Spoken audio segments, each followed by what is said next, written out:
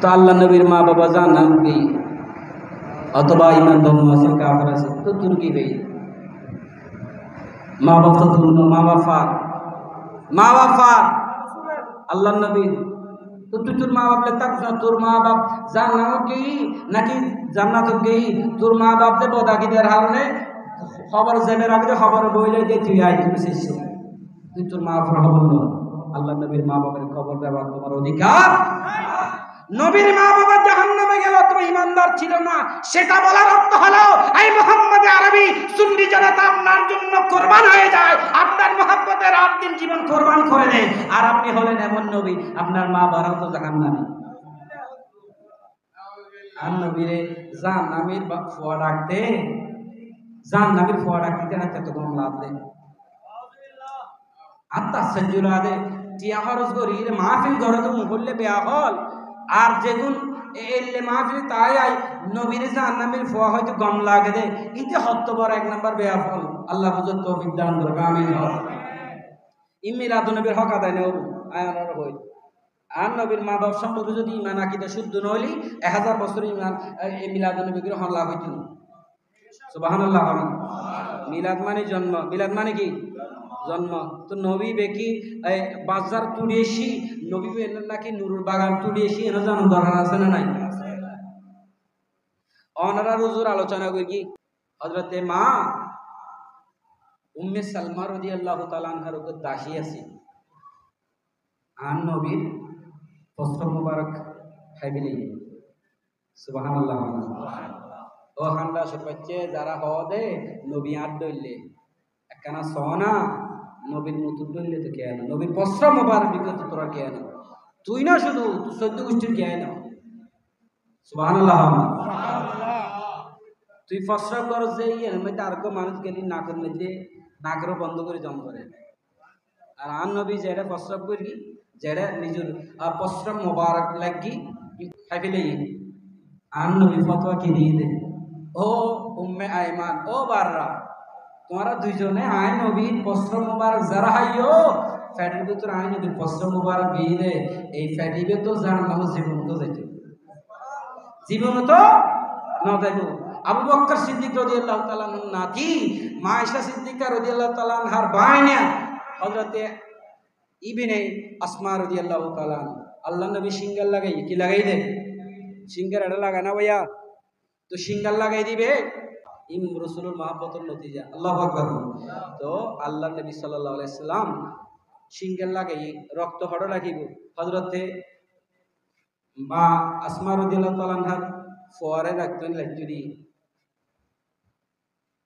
রক্ত কিগুলো খতম করে খাইবেলি আল্লাহ জিবরাইল আমিনের মাতো ওফি ফাড়াই ও নবী রক্ত জি লাগতে দিলাই হাম্বানা দিয়ে খাইবেলি তো ডাকিলো তুই কিল্লা ইয়া রাসূলুল্লাহ খাইবেলাই গেল দিন হনো শিরিক কইর হয় না বেদাত কইর হয় না দলিল তোই না হনো ও আসমার ফুয়া তুই আয় নবীর মুহাব্বত করি আর রক্ত জি খাইবেলি ও লা তামাসসুকান নার সুবহানাল্লাহ না তো আল্লাহ আল্লাহ জাহান্নাম আরাম করে দিই সুবহানাল্লাহ হুজুর ওয়াজ করে মালিক বিন সিনান আবু সাইদ খুদারি রাদিয়াল্লাহু তাআলা বাপ জান উহুদের ময়দানত আল্লাহর নবী দন্দন মুবারক শহীদ এই মাথাতে আঘাত পাই রক্ত মুবারক জেরি মালিক বিন সিনান ওয়ারা আছে রক্ত গিলে গিলি রাখবেলি সুবহানাল্লাহ সুবহানাল্লাহ অদিন একনা মাইশিন ওদাহাবান লাহা গই কেন ওদাহাবান লাহা গই ইয়া রাসূলুল্লাহ লাকুম হড়ে এন্ত হন জায়গা নাই যেই জায়গা অন রক্ত মুবারক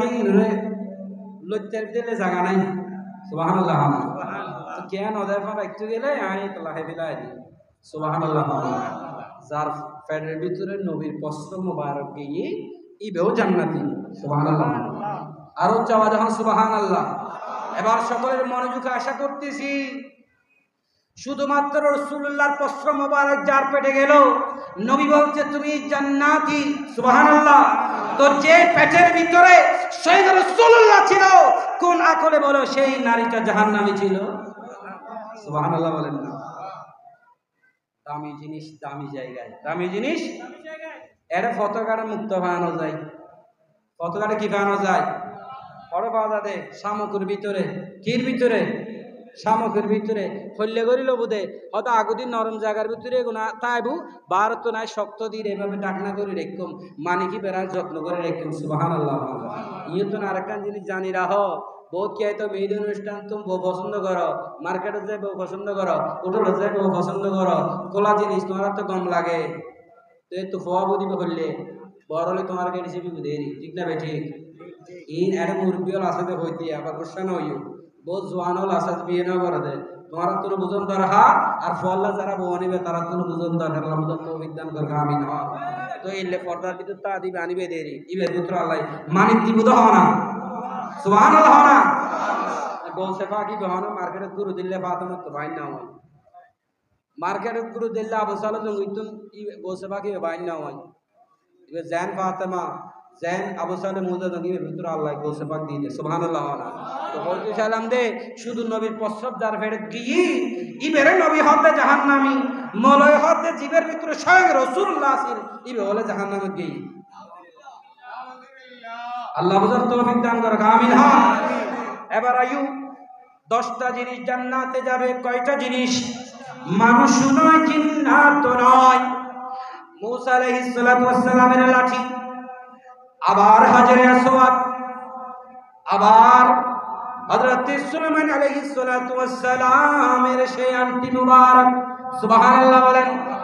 হুজুর তাকরীর করেছিলেন উস্তুনে হান্নানার ব্যাপারে সহিহুল বুখারী 918 নম্বর কিতাবুস সালাতের হাদিস শরীফ আল্লাহর নবী সাল্লাল্লাহু আলাইহি ওয়াসাল্লাম যেই শুকনো কাঠের পিছনে হেলাং দিয়ে খুতবা মোবারক দিয়েছিল সেই উস্তুনে হান্নানার ঘটনা বলছি সুবহানাল্লাহ বলেন। উস্তুন মানে টুনি, উস্তুন মানে কি টুনি, হান্নানা মানে যে বেশি হাঁদন্যে টুনি ইবের উস্তুন হান্নানা হইলে সুবহানাল্লাহ। রহমতে আলম নূরে মুজাসসাম সাহাবীরা আতর বানাই ওই নবীজির গাম সাহাবীরা নবী আমার মতো বলো তুমি যদি কুরবানের সময় ফাটার দোকানে ঢোকো ফাটা ছাগলগুলো পালিয়ে যাওয়ার জন্য দৌড়াদৌড়ি করে কেন দৌড়াদৌড়ি গো ফাড়া চল দূরর কা আর তোমার বড় ফাটা এটি কি লাই কথা বুঝিও নি যার গাম ফাড়ার তুনো বদাস নয় ইতি যদি হয় নবিয়ান মতো সাজে না রাসূলুল্লাহর গাম মোবারক মিশক আম্বরের চাইতে আরো বেশি সুন্দর সুবহানাল্লাহ। সাহাবীরা আতর বানাই ওই নবীজির গাম সাহাবীরা উস্তুনে হান্নানা একটা খেজুর গাছের নাম যাকে তোরে খুতবা দিতেন রাসূল আকরাম যাকে তোরে খুতবা দিতেন রাসূল আকরাম গাছটা নবীর বিরহে কাঁদিতে রহে নবীর বিরহে কাঁদিতে রহে হতবাক হইল যত সাহাবা কেরাম হতবাক হইল যত সাহাবা কেরাম সালাতুনিয়া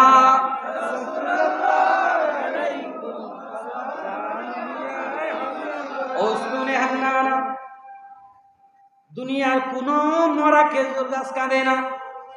সাহাবায়ে কেরাম বলতেছে আমরা খুতবার মাঝখানে কান্না শুনেছি। দুইটা বর্ণনা, একটা বর্ণনা হলো ছোট বাচ্চারা যেভাবে ফুফিয়ে ফুফিয়ে কাঁদে, আর একটা বর্ণনা হলো 10 মাস একটা উট যখন তার বাচ্চা পেটে নিবে 10 মাস পরে বাচ্চা জন্ম দিবে বাচ্চার গর্ভে নেওয়ার যন্ত্রণায় উট যখন শয়ন অবস্থায় ফুফিয়ে ফুফিয়ে কাঁদবে আমরা সেই ধরনের আওয়াজ শুনতে পেয়েছিলাম।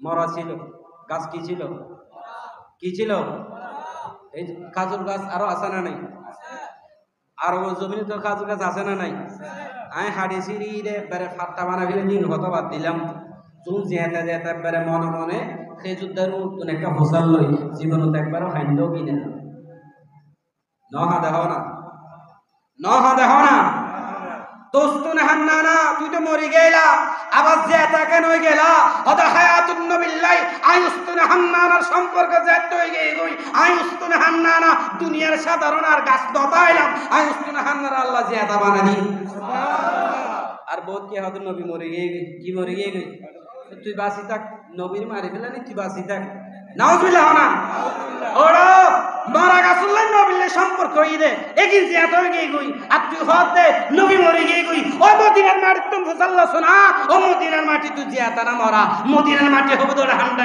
সে আই যে নবীর সম্পর্ক ভাই আর মকাম বাড়ি গিয়ে বুঝি তুই আদাই বুঝতি নগি সুবহানাল্লাহ না মদিনার মাটি ইয়াসরিব ছিল নবী যাওয়ার আগে ইয়াসরিব বলা হতো আর এখন ইয়াসরিব বলাটা আল্লাহ মানা করে দিয়েছেন ইয়াসরিব নয় এখন মদিনাতুল মুনাওয়ারা কেউ যদি দেখতে চায় ও জান্নাত কেমন জান্নাত কোথায় আমেরিকাতে নয় ইউরোপে নয় আফ্রিকাতে নয় জাপানে নয় চীনের মধ্যে নয় কোটি কোটি বিলিয়ন বিলিয়ন ডলারের যে দেশগুলো আছে সেখানে জান্নাত নাই মুহাম্মদুর রাসূলুল্লাহ যে মাটিতে শুয়ে আছেন আমার আল্লাহ সেটাকে জান্নাতের টুকরো বানিয়ে দিয়েছে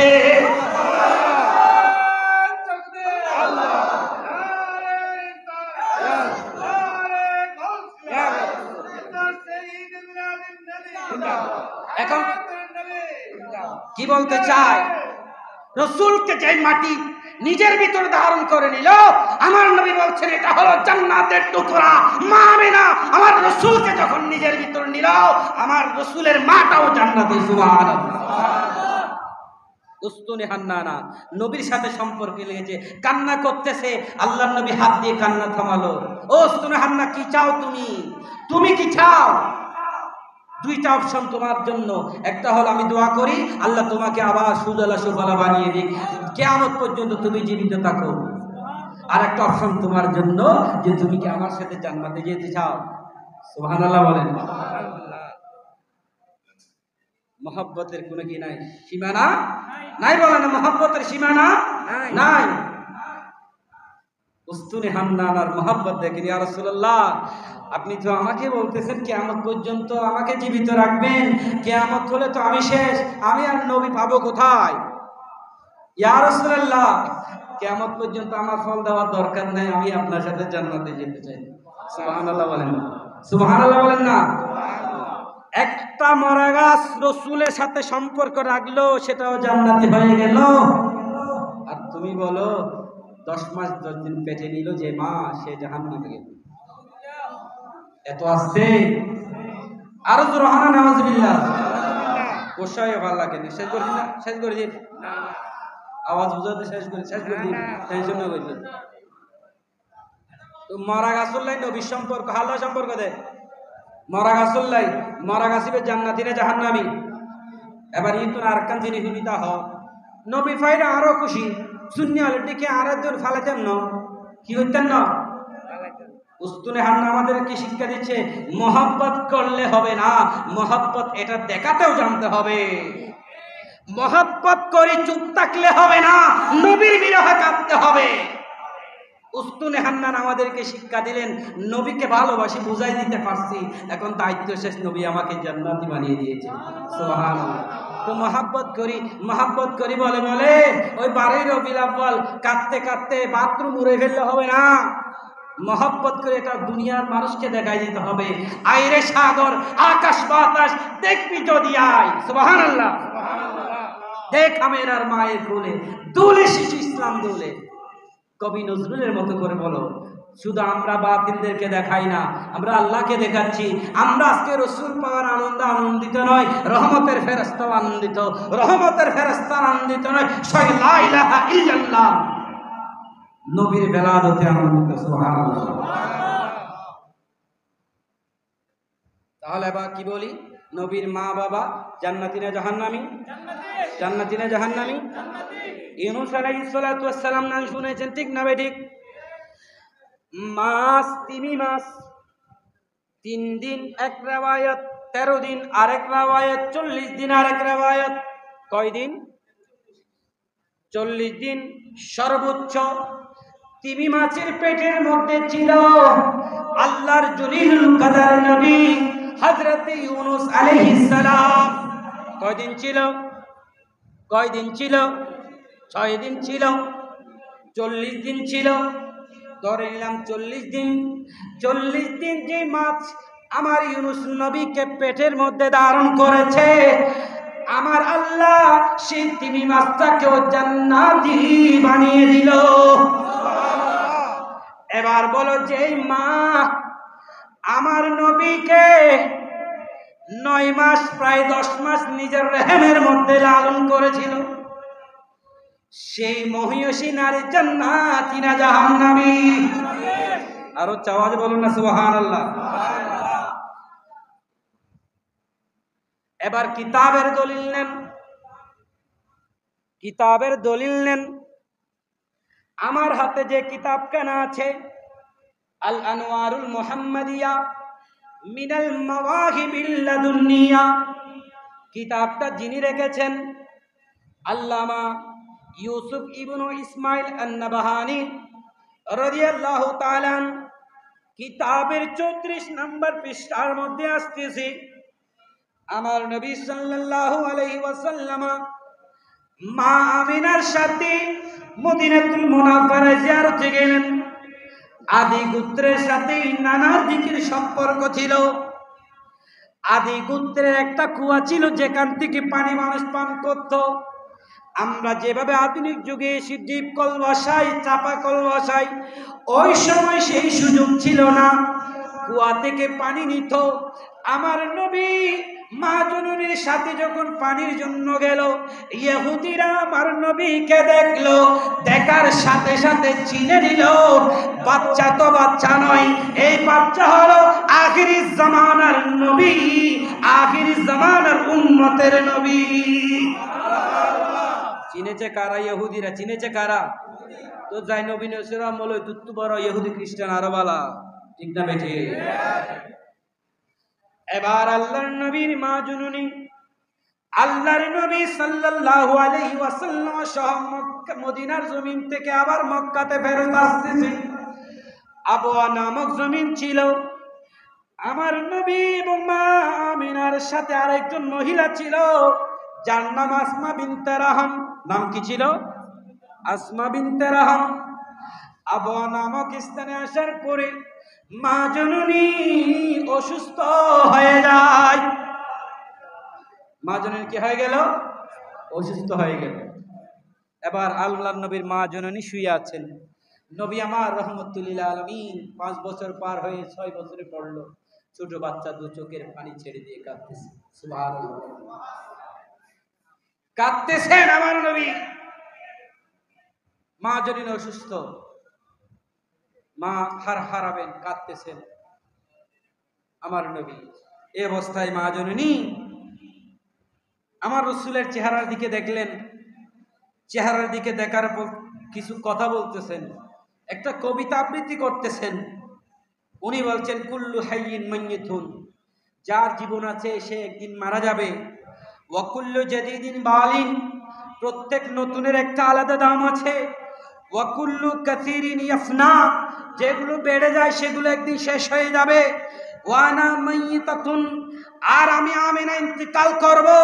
ওয়া যিকরি বাকিন ইলা ইয়াউমিল কিয়ামা, আর আমি আমিনার স্মরণ কিয়ামত পর্যন্ত জিন্দা থাকবে। সুবহানাল্লাহ। আজকে মা আমিনার স্মরণ আমরা পটিয়ার জমিনের কুসুমপুরা থেকে করতেছি। এটা আমরা নিচ থেকে করি নাই, মা আমিনার মাকামকে আমার আল্লাহ এভাবে বুলন্দ করে দিয়েছেন।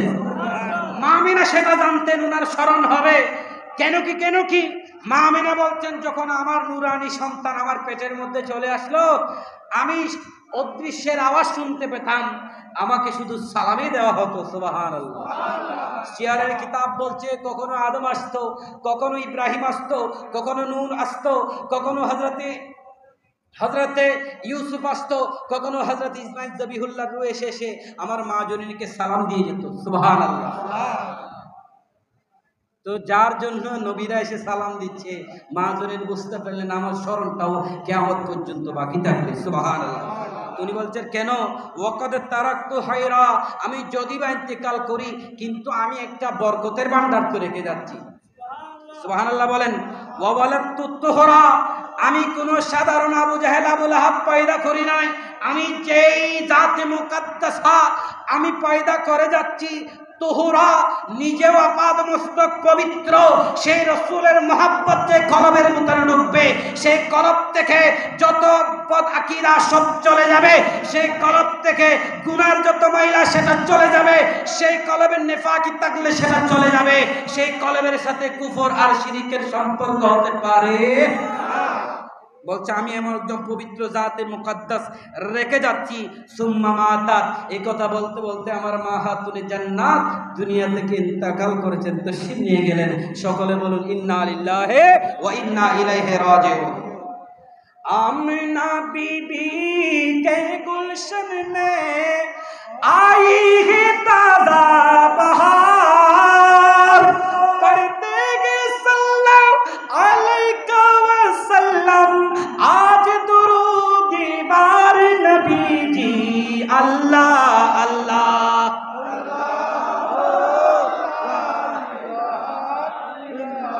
আল্লামা ইউসুফ ইবনে ইসমাইল আন-নাবাহানী এই 34 নম্বর পৃষ্ঠার মধ্যে আর বলছেন, আমার নবী মদিনায় হিজরতের পরে, নবুয়ত প্রকাশিত হওয়ার পরে আবওয়া নামক স্থানের মধ্যে আসলেন। যখন আমার নবী উঠ থেকে নামছিলেন তখন ওনার চেহারাটা মলিন ছিল। কি ছিল? চিন্তা বা পেরেশানির বাস ছিল। আমার রাসূলের 14 তারিখের পূর্ণিমার চাঁদের চেয়ে আরো সুন্দর চেহারা মোবারকের মধ্যে। সাহাবায়ে کرام দেখলেন আমার নবী আবওয়াতে গেলেন, ফেরার সময় হেসে হেসে আসতেছেন। সুবহানাল্লাহ। সাহাবায়ে کرام বলছেন ঘটনা কি? চেহারাতে পেরেশানি দেখলাম যাওয়ার সময়, ফেরার সময় এত নূরানি চেহারা কেন? আমার নবী বলছেন শুনো, আমি আল্লাহর কাছ থেকে একটা নিয়ামত চেয়ে নিলাম। সুবহানাল্লাহ বলেন। সেই নিয়ামতটা কি জানো? আমি আল্লাহকে বললাম, আল্লাহ আমার মাকে তুমি একটু জিন্দা বানাই দাও। আমার আল্লাহ জিন্দা বানাই দিলেন। আমার মা আমার হাতে লা ইলাহা ইল্লাল্লাহ মুহাম্মাদুর রাসূলুল্লাহ কলমা করে দিলেন। সুবহানাল্লাহ। সুবহানাল্লাহ বলেন না? ও ভাই, এর সম্ভব না। মুহাক্কিক ইউসুফ নাবাহানী রাহমাতুল্লাহ আলাইহি বলছেন এটা হয়তো আকলে সম্ভব নয়, বাস্তবে সম্ভব। সুবহানাল্লাহ। এটা মুজিজাতুম মিন মুজিজাতিন নবী সাল্লাল্লাহু আলাইহি ওয়াসাল্লাম, নবীদের একটা মুজিজা। এটা কোরআন কি বলে? ঈসা রূহুল্লাহকে আল্লাহ কিছু মুজিজা দিলেন, সেখান থেকে একটা কি ছিল? ওয়া উহিল মাউতা বিইذنিল্লাহ, আল্লাহর অনুমতি পেলে আমি মমিয়তকে জিন্দা করি। সুবহানাল্লাহ। মমিয়তকে জিন্দা করা এটা ঈসা রূহুল্লাহ নবী হওয়ার একটা দলিল ছিল। তো ইহুদিরা বলছে আপনাকে মানব, ঠিক আছে, আপনি মমিয়ত জিন্দা করেন, এটা ঠিক আছে। আগে যাহা দেখছি এটা তো জান চলে গেল, সামনের দিকে লাশ পড়া, তাকে জিন্দা করছেন। এখন এখন এমন একটা জিন্দার ঘটনা ঘটাইতে হবে, কবর কখন দিছে হিসাব নাই। পুরাতন কবরস্থান থেকে সবাই বলল আপনি পুরাতন কবরস্থান থেকে একটা মুর্দা জিন্দা করাই দেন। তিনি যদি বলে আপনি রূহুল্লাহ আল্লাহর নবী, আমরা মেনে নেব আপনি রূহুল্লাহ আল্লাহর নবী। সুবহানাল্লাহ বলেন। ঈসা রূহুল্লাহ বলছে দেখাই দাও কবরটা কোথায়। পুরাতন কবরস্থান নিশানাও চলে গেছে, বলতেছে এখান থেকে জিন্দা করে। ঈসা রূহুল্লাহ আলাইহিস সালাতু ওয়াস সালাম বলছেন আজিব রূহুল্লাহ, আজিব রূহুল্লাহ, আজিব রূহুল্লাহ, ও কবরের জমিনের যে বাসিন্দা তুমি রূহুল্লাহর ডাকে সাড়া দাও। সুবহানাল্লাহ। কবর ফেটে গেল, তরতর করে কাঁপতে কাঁপতে সাদা চুলের একজন মানুষ উঠলো। আপনি কে? বলতেছে আমি হলাম সেই নূহ আলাইহিস সালাতু ওয়াস সালামের সন্তান হযরতে শাম রাদিয়াল্লাহু তাআলা আনহু। তো আপনার চুল পাকলো কেন? ইব্রাহিম আলাইহিস সালাতু ওয়াস সালামের তো আগে চুল পাকার ঘটনা ছিল না। বলতেছে চুল পাকার কারণ হলো মওতের যন্ত্রণা ভোগ করেছে, এক কঠিন যন্ত্রণা। কিয়ামতের বর্ণনা পেয়েছে আর কঠিন বর্ণনা। মওতের যন্ত্রণা ভোগ করার পরে আমি আশ্চর্য হয়ে গেলাম, আমি পেরেশানিতে পড়ে গেলাম যে কিয়ামতের আযাবটা কেমন হবে। কিয়ামতের বর্ণনা তো শুনলাম, সেদিন আমার কি অবস্থা হবে। সেই পেরেশানিতে কবরের ভিতরে এসে আমার চুলটা পেকে গেছে। আর জোরে জোরে বলেন না সুবহানাল্লাহ। এবার বলে হুজুর চিন্তা তো করলেন, আমি আগে যে একবার মৌতের যন্ত্রণা ভোগ করলাম, আমার তো আর কোনো অপরাধ নাই, চিন্তা তো আপনি করছেন, আপনার ডাকে সাড়া দিয়ে আমি চিন্তা হয়েছি, তো আমি কি আবার সেই মৃত্যুর যন্ত্রণা ভোগ করব? হুজুর আমার একটা আরজ আছে, আমাকে একবার যেই মরাকে জিন্দা করতে পারে, যার হুকুম যার ডাক শুনে আমাকে জিন্দা হতে হলো, এটা সাধারণ কোনো ব্যক্তি নয়, আপনি রুহুল্লাহ, একটু আমাকে কলমা করাই দেন। আমার দ্বিতীয় আরজ হলো আমি যাতে আর মৃত্যুর যন্ত্রণাটা না ভুগি, আল্লাহর কাছে দোয়া। ঈসা রুহুল্লাহ এমন ভাবে হযরতে শাম রাদিয়াল্লাহু তাআলা শুয়ে গেলেন, মৃত্যুর যন্ত্রণা ভোগ করতে হয় নাই। কোরআন বলছে মইয়ত জিন্দা হয়, সেটা যদি কোরআন বলে মেনে নেওয়া দরকার আছে না না? এখন বলো রাসূলুল্লাহর মুজিজা যদি মইয়ত জিন্দা করা হয়ে যায়, তাহলে নিজের মা বাবা জিন্দা না করে লইতে সইতে তোমাদের মা বাবা জিন্দা করবেন কি না? সুবহানাল্লাহ বলেন না? এখন আবার আমাদেরকে প্রশ্ন করতে পারে, হুজুর আপনি তো বলেছেন ঈমান নিয়ে কবরের জমিনে গেছে, তো এখন আবার জিন্দা করে ঈমানদার বানানো কোথায়? এখন যে ঈমান নিয়ে গেছে সেটাও আপনারা বলবেন, আবার জিন্দা করে কলমা পড়ে এটাও আপনারা বলবেন। সুন্নি মুসলমানরা আলেমরা এত কথা বলে কেমনে? আবার আমাদের উত্তর হলো, সুন্নি আলেমরা গড়ের বা পকেটের কথা বলে না, দলিলের উপরে দাঁড়িয়ে কথা বলে। সুবহানাল্লাহ বলেন। আল্লাহ নবী বলছেন মান ক্বালা লা ইলাহা ইল্লাল্লাহ, আগে যে মূর্তি পূজা করে নাই, শিরিক করে নাই, যে আগে যার সাথে কোনো ধরনের কুফরি সম্পর্ক নাই, সে শুধু লা ইলাহা ইল্লাল্লাহ বললে তার জন্য জান্নাত হয়ে যাবে। সুবহানাল্লাহ।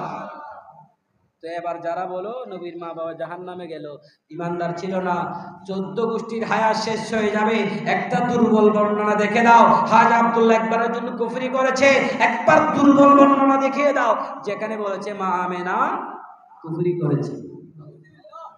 14 গোষ্ঠীর হায়াত চলে যাবে, প্রমাণ করা সম্ভব হবে না। তো এখন উত্তর কি হবে? যে ঈমান থাকলে আবার জীবিত কেন করছে শুনেন। সেদিন ময়দানে মাহশরে সকল নবীর উম্মতরা যারা ঈমানদার তারা উঠবে, আমার রসুলের গোলামরা উঠবে। সুবহানাল্লাহ। কিন্তু আমার রসুল যেমন সবার সেরা, রসুলের গোলামরাও সবার সেরা। আল্লাহু আকবার বলেন। রসুলের গোলামরা কি হবে? সবার সেরা হবে। তো আমার রসুল আল্লাহ থেকে রব্বি হাবলি উম্মতি বলে, আল্লাহ তুমি আমার উম্মতের মালিক, আমাকে বানিয়ে দাও। সুবহানাল্লাহ। তো উম্মতের মালিক হলে কেমনে? আপনার ঘরের উমরার মধ্যে যে গরু আছে, বা হাম্বা করে ডাকলে পারাপতি আসবে না, আপনি গিয়ে তার খবর নিবেন। আপনার ঘরের পুরা সকালে আড়াই থেকে ছেড়ে দিতে দেরি হলে চিল্লালে পুরার মালিক যাবে, আর কেউ যাবে না। আমার রসুল বলেছেন আল্লাহ আমার উম্মত গুলোর মালিক আমাকে বানিয়ে দেন। কেন? আমার উম্মত যাতে ইয়া নফসি করে কাঁদে অথবা শাফাত চাইলে আমি যাতে এই পরিচয় নিয়ে যেতে পারে, আল্লাহ এটা আমার উম্মত, তাকে তুমি নাজাত দিয়ে দাও। সুবহানাল্লাহ। তো যেই দিন আমি লইতে সইতে আব্দুল্লাহ হালকুল্লাহ সবার বাবাকে নাজাত দিয়ে দিয়ে জান্নাতে নিয়ে যাব, শাফাত করে করে জান্নাতে নিয়ে যাব, ওই দিন আমার মা বাবা যদি আমার উম্মত না হয়, কোন নবী আমার মা বাবার জন্য শাফাত করবে? কোন নবী আমার মা বাবার জন্য শাফাত করবে? আল্লাহ এজন্য আমার উম্মতের মালিক যেমন আমাকে বানাই দিলা, আমার মা বাবাকেও আমি নবীর উম্মত বানিয়ে দাও। সুবহানাল্লাহ। আমার উম্মত বানাই দিলে আমি শাফাত করে কোথায় নিয়ে যাবেন? জান্নাতে নিয়ে যেতে পারবো। এবার বলেন সবচেয়ে বড় দলিল হাদিস শরীফ আছে, আল্লাহ নবী মাগফিরাতের দোয়া চেয়েছেন, আল্লাহ মানা করেছেন আপনি আপনার মা বাবার জন্য কি করবেন না? গুনাহ মাফ চাইবেন না। তো গুনাহ মাফ কেন চাইতে মানা করেছেন? বলতেছে জাহান্নামে ছিল এই জন্য। তো আমরা বললো তোর ফন্না দূরেরই, তোর ফন্না হতো এর দূরেরই ঘুরি ফিরি ওই নবীরে জাহান্নামের পর ডাকতে তুই গম লাগতে দূর হইতে বিধি। আমরা বলি কি শোনো, এই পর্যন্ত কোন উম্মত নিজের পীরের মাগফিরাত আল্লাহ আমার পীর গুনাহ করছে মাফ করে দাও কে বলছে? গৌসে পাক গুনাহ করছে আল্লাহ মাফ করে দাও এই দোয়া কে করছে? গৌসে আহমদুল্লাহ মাজমানের কিবলা কাবা গুনাহ করছে আল্লাহ মাফ করে দাও কে বলছে? এখানেও হযরতে বাবা জিয়াউল হক মাজমানের গোলামরা আছে, কেউ কি বলছে আল্লাহ বাবা গোলাম রহমান মাজমানের গুনাহ মাফ করে দাও কে বলছে? শাহিন শাস্ত্রী গুটের গোলামরা কি কখনো কি দোয়া করেছে আল্লাহ আমার পীরের গুনাহ মাফ করে কে কখনো করছে? হালিশান জমিনের যারা দরবারের গোলামরা আছে তারা কি কে বলছে আল্লাহ হাফেজ মুহিউদ্দিন নুরুল্লাহ গুনাহ মাফ করে দে? কে বলছে? এই পর্যন্ত কোন উম্মত কি বলেছে আল্লাহ তোমার নবীর গুনাহ মাফ করে দে? কে কি বলছে? কেন? যার গুনাহ নাই তার জন্য মাগফিরাতের দোয়া নাই। সুবহানাল্লাহ বলেন। তো আমার মা জননী মা আমেনার গুনাহ নাই, এই জন্য আল্লাহ বলেছেন গুনাহ মাফ চাওয়ার দরকার নেই। ও নবী গুনাহ মাফ চাইও না, গুনাহ মাফ। সুবহানাল্লাহ বলেন। সাধারণ মাসালা বলি, আমাদের দেশে মারা যাওয়ার পরে মুরব্বী মরলে এক দোয়া, আবার চাই মুরব্বী মুরব্বী মরলে এক দোয়া, মেয়ে বললে আরেক দোয়া নিয়তে, আবার ছেলে মরলে আরেক দোয়া, বাচ্চা মারা গেলে যারা এখনো বালক করে আরেক দোয়া। সুবহানাল্লাহ বলেন। তো মুরব্বী বললে কি বলি? আল্লাহুম্মা গফির লিহাইয়িনা, আল্লাহ মাফ করে দাও জীবিতর গুনাহ, মরার গুনাহ, মরবার গুনাহ, মাইয়ের গুনাহ সব মাফ করে দাও। কিন্তু যখন ছোট বাচ্চার জানাজা পড়ি সেখানে কি বলি? আল্লাহুম্মা ইজআলহু লানা ফারতা ওয়াজআলহু লানা আজরাও ওয়া যুহরা ওয়াজআলহু লানা শাফিআন ওয়া মুশাফফা। আল্লাহ ছোট্ট সোনামণিকে আমাদের জন্য ভবিষ্যতের সম্পদ বানায় দাও, আমাদের জন্য গচ্ছিত সঞ্চিত সম্পদ বানায় দাও, যে সম্পদ আমাদের নিদানের কালে কাজে আসবে। আল্লাহ এটাকে আমাদের শাফাআতকারী বানিয়ে দাও। কেমন শাফাআতকারী? যে শাফাআত আল্লাহ তোমার দরবারে কবুল হবে। সুবহানাল্লাহ। তো এখনো ছোট বাচ্চা, এর জন্য কেন ওই বড়দের জন্য যে দোয়া সেই দোয়া করো নাই? তখন বলবে ছোট বাচ্চার তো গুনাহ নাই, এই জন্য তার জন্য গুনাহ মাফের দোয়া নাই। আমি বলবো মা আমেনার জন্য তো কোনো গুনাহ মাফের দোয়া নাই। কেন? মা আমেনা আর হাজা আব্দুল্লাহর কোনো গুনাহ ছিল না। সুবহানাল্লাহ। আল্লাহ বুঝার তৌফিক দান করে সকলে বলেন আমিন।